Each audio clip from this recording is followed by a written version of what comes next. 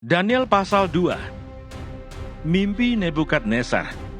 Pada tahun yang kedua pemerintahan Nebukadnezar, bermimpilah Nebukadnezar.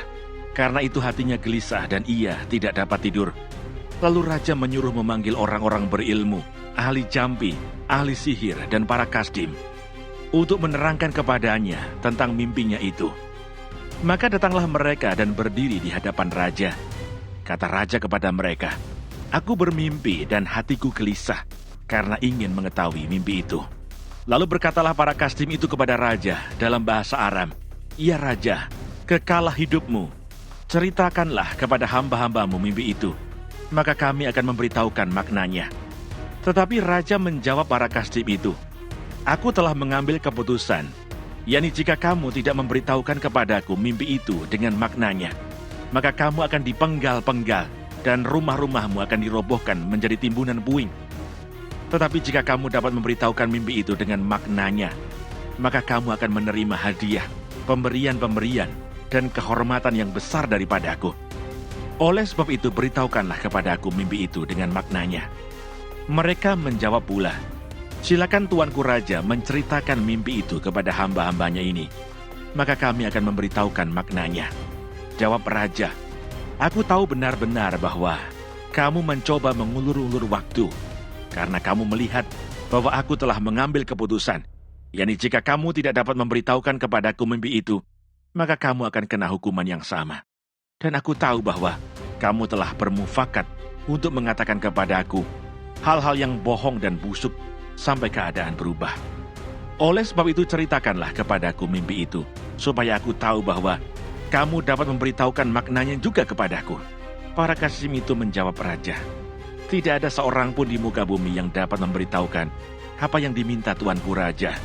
Dan tidak pernah seorang raja, bagaimanapun agungnya dan besar kuasanya, telah meminta hal sedemikian dari seorang berilmu atau seorang ahli jampi atau seorang kasdim. Apa yang diminta tuanku raja adalah terlalu berat, dan tidak ada seorang pun yang dapat memberitahukannya kepada tuanku raja, selain dari dewa-dewa yang tidak berdiam di antara manusia." Maka raja menjadi sangat geram dan murka karena hal itu. Lalu dititahkannya lah untuk melenyapkan semua orang bijaksana di Babel. Ketika titah dikeluarkan supaya orang-orang bijaksana dibunuh, maka Daniel dan teman-temannya pun terancam akan dibunuh. Lalu berkatalah Daniel dengan cerdik dan bijaksana kepada Arioh, pemimpin pengawal raja yang telah pergi untuk membunuh orang-orang bijaksana di Babel itu. Katanya kepada Arioh, pembesar raja itu, "Mengapa titah yang begitu keras ini dikeluarkan oleh raja?" Lalu Arioh memberitahukan hal itu kepada Daniel.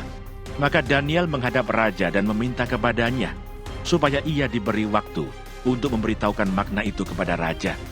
Kemudian pulanglah Daniel dan memberitahukan hal itu kepada Hanaya, Misael, dan Azaria, teman-temannya, dengan maksud supaya mereka memohon kasih sayang kepada Allah semesta langit mengenai rahasia itu, supaya Daniel dan teman-temannya jangan dilenyapkan bersama-sama orang-orang bijaksana yang lain di Babel. Maka rahasia itu disingkapkan kepada Daniel dalam suatu penglihatan malam. Lalu Daniel memuji Allah semesta langit.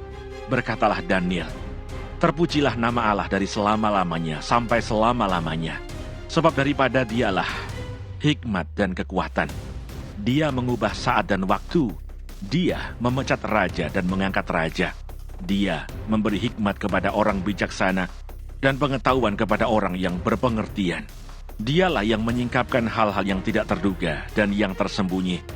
Dia tahu apa yang ada di dalam gelap dan terang ada padanya.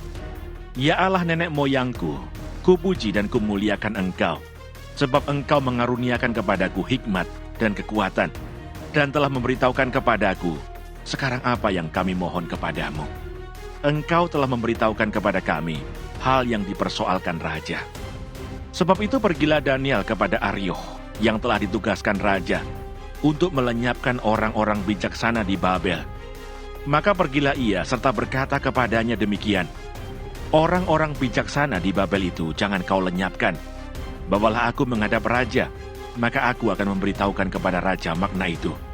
Arioh segera membawa Daniel menghadap raja serta berkata kepada raja demikian, "Aku telah mendapat seorang dari antara orang-orang buangan dari Yehuda yang dapat memberitahukan makna itu kepada raja." Bertanyalah raja kepada Daniel, yang namanya Belsasar, "Sanggupkah engkau memberitahukan kepadaku mimpi yang telah kulihat itu dengan maknanya juga?" Daniel menjawab katanya kepada raja, "Rahasia yang ditanyakan tuanku raja tidaklah dapat diberitahukan kepada raja oleh orang bijaksana, ahli jambi, orang berilmu atau ahli nujum. Tetapi di surga ada Allah yang menyingkapkan rahasia-rahasia. Ia telah memberitahukan kepada tuanku Raja Nebukadnezar apa yang akan terjadi pada hari-hari yang akan datang. Mimpi dan penglihatan-penglihatan yang tuanku lihat di tempat tidur ialah ini. Sedang tuanku ada di tempat tidur, ya tuanku Raja, timbul pada tuanku pikiran-pikiran tentang apa yang akan terjadi di kemudian hari. Dan dia yang menyingkapkan rahasia-rahasia telah memberitahukan kepada tuanku apa yang akan terjadi. Adapun kepadaku telah disingkapkan rahasia itu, bukan karena hikmat yang mungkin ada padaku, melebihi hikmat semua orang yang hidup, tetapi supaya maknanya diberitahukan kepada tuanku Raja, dan supaya tuanku mengenal pikiran-pikiran tuanku. Ya Raja, tuanku melihat suatu penglihatan, yakni sebuah patung yang amat besar. Patung ini tinggi, berkilau-kilauan luar biasa, tegak di hadapan tuanku, dan tampak mendahsyatkan. Adapun patung itu kepalanya dari emas tua, dada dan lengannya dari perak, perut dan pinggangnya dari tembaga, sedang pahanya dari besi, dengan kakinya sebagian dari besi, dan sebagian lagi dari tanah liat. Sementara tuanku melihatnya, terungkit lepas sebuah batu tanpa perbuatan tangan manusia, lalu menimpa patung itu, tepat pada kakinya yang dari besi dan tanah liat itu, sehingga remuk. Maka dengan sekaligus diremukkannya lah juga besi, tanah liat, tembaga, perak dan emas itu, dan semuanya menjadi seperti sekam di tempat pengirikan pada musim panas. Lalu angin menghembuskannya, sehingga tidak ada bekas-bekasnya yang ditemukan. Tetapi batu yang menimpa patung itu menjadi gunung besar yang memenuhi seluruh bumi. Itulah mimpi tuanku, dan sekarang maknanya akan kami katakan kepada tuanku Raja. Ya tuanku Raja, Raja segala raja, yang kepadanya oleh Allah semesta langit telah diberikan kerajaan, kekuasaan, kekuatan dan kemuliaan, dan yang ke dalam tangannya telah diserahkannya anak-anak manusia, dimanapun mereka berada, binatang-binatang di padang, dan burung-burung di udara, dan yang dibuatnya menjadi kuasa atas semuanya itu. Tuankulah kepala yang dari emas itu. Tetapi sesudah tuanku akan muncul suatu kerajaan lain, yang kurang besar dari kerajaan tuanku. Kemudian suatu kerajaan lagi, yakni yang ketiga dari tembaga, yang akan berkuasa atas seluruh bumi. Sesudah itu akan ada suatu kerajaan yang keempat, yang keras seperti besi, tepat seperti besi, yang meremukkan dan menghancurkan segala sesuatu. Dan seperti besi yang menghancur luluhkan, maka kerajaan ini akan meremukkan dan menghancur luluhkan semuanya.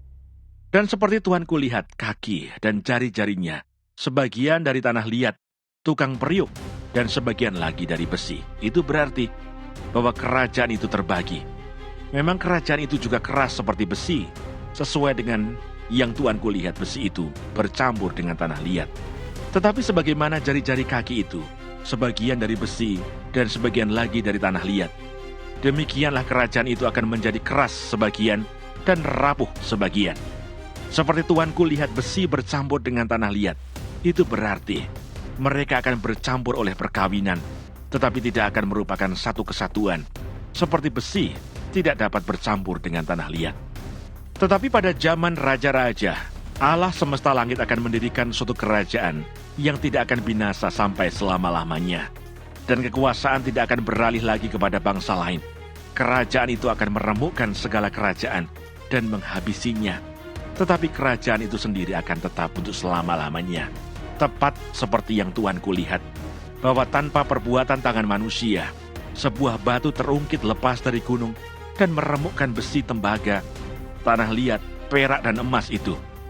Allah yang Maha Besar telah memberitahukan kepada tuanku Raja apa yang akan terjadi di kemudian hari. Mimpi itu adalah benar dan maknanya dapat dipercayai.